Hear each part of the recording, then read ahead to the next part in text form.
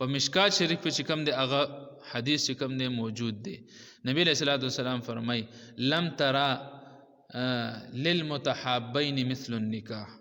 نبی علیہ الصلوۃ والسلام فرمای وای د دوه کسان چې خپلو کې محبت ساتي یعنی الګ او جنۍ د دې په مابین کې د نکاح نه بهترین سیز مان دی لیدلې.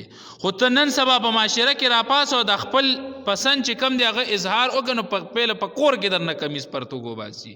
بیا که یو زنانه ذات چې کم دی هغه راپاسي او هغه دغه شان د خپل پسند اظهار کوي دا غینه چې کم دی هغه ډیر غلطه معنا اغستل کیږي.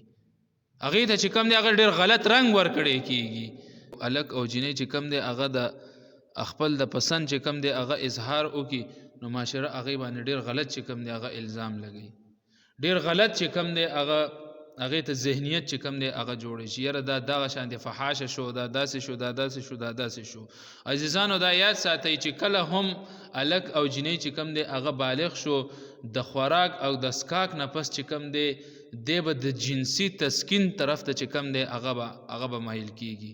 دا الله جل شانه د په فطرت کې خېده دی ته چرم چې کم دی د ګریوان نه نشي نیوي چې یاره ته دا غلط کار کې دا د ګناه کار پس روان لګیا دی او ته نکاح او دغه ولې نه کې دا ته داسې نشي ویلی ولې چې هغه ته د نکاح اسباب چې کم دی هغه نه پوره کیږي.